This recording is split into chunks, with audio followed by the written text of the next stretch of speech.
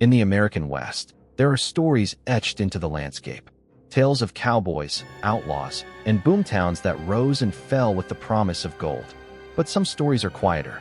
They belong to the lonely places, the high mountain passes where the wind howls a different tune.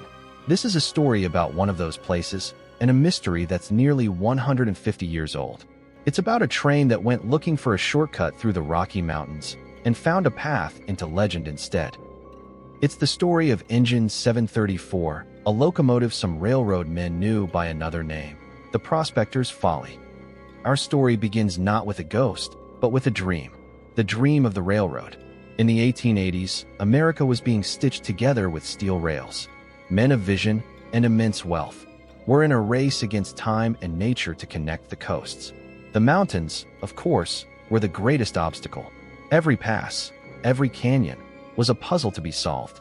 And for every main line that became famous, there were dozens of smaller, temporary spur lines.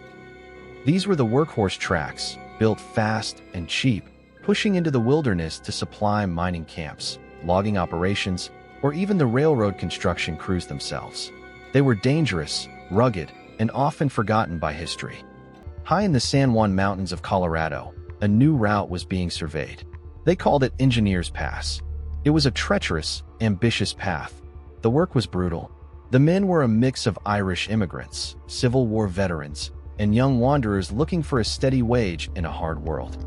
They worked from sunrise to sunset, their lives dictated by the blast of dynamite and the clang of hammers on steel. The foreman of the crew on Engineers Pass was a man named Elias Thorne.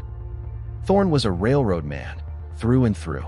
In his late 50s, he'd spent his life on the rails and was known for being tough, fair, and utterly dedicated. His job was to keep the project moving, and that meant keeping his men supplied. In late October of 1888, the high-altitude camp was running low on everything: food, blasting powder, and medical supplies. Winter in the Rockies doesn't arrive gently, it attacks. Thorne knew he had one last window to get a supply train up to the summit camp before the pass became completely snowed in for the next 6 months. The train assigned to the task was a small, powerful locomotive, Engine 734. It was a simple work train. Just the engine, a tender for coal and water, and 3 heavily laden boxcars. The crew was a skeleton one, the engineer, a young fireman, and 2 brakemen. Just 5 men, including Thorne, who insisted on riding along to oversee the dangerous trip. They set out from the small depot town of Silverton on a cold, gray morning. The forecast was for snow, but not a blizzard. The telegraph operator at the station watched them go. He later recalled that Elias Thorne, standing on the engine's footplate, gave him a simple, confident wave before the train rounded the bend and disappeared into the foothills. The climb was slow and difficult. The temporary track groaned under the weight of the boxcars. This wasn't a gentle passenger route. It was a steep, winding goat trail of a railway. With every mile, the air grew thinner and the temperature dropped. By midday, the predicted snow began to fall. It wasn't just snow. It was a whiteout, a sudden, violent blizzard that the weather watchers had completely failed to predict. The wind howled, whipping the snow into a blinding curtain. The crew would have been fighting for every inch of progress, the firemen shoveling coal furiously just to keep the boiler pressure up against the biting cold. 2 hours after they left, the telegraph at Silverton clicked to life. It was a faint, static-filled message from a remote signal post about halfway up the pass. The message was short, almost frantic. It read, "Storm unrelenting. Visibility 0. Proceeding with caution. Thorne." That was the last anyone ever heard from them. When the train failed to arrive at the summit camp, and the telegraph from the signal post went silent, the railroad company knew something was wrong. But there was nothing to be done. The blizzard raged for 4 solid days. It buried the Rockies in a dozen feet of snow, and in some places, drifts piled up 40 or 50 feet high.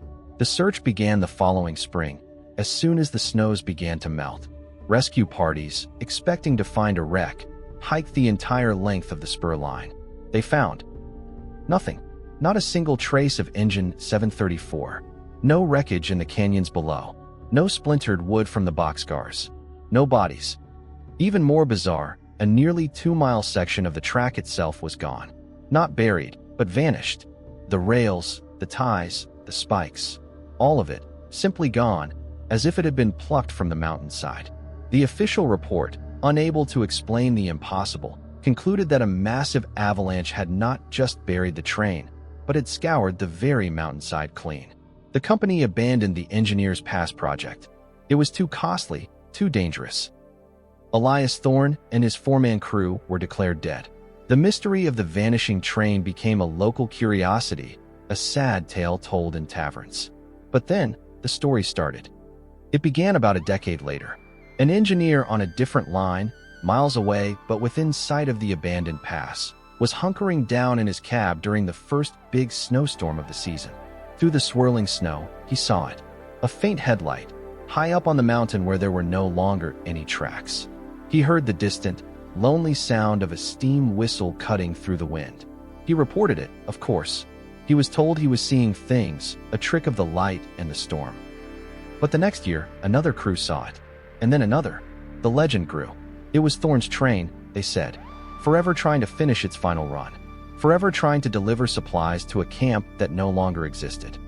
They say you can only see it during a snowstorm. A ghost train running on ghost tracks. Some say they see the glow of the firebox, or the dark shapes of men in the cab. They call it the Phantom of Engineers Pass, a permanent fixture of Colorado folklore. Skeptics will tell you it's ball lightning, a weather phenomenon common in the high mountains. Or maybe it's just the power of suggestion, a story that railroad men tell to pass the time on long, lonely nights. A way to honor the memory of the thousands who were lost building the very rails they ride. But for those who have seen that faint, impossible light cutting through a blizzard, it's something more. It's a reminder that the great, wild places of the West don't give up their secrets easily, and that some men, and their machines, are bound to the landscape forever, eternally running a line between memory and mystery.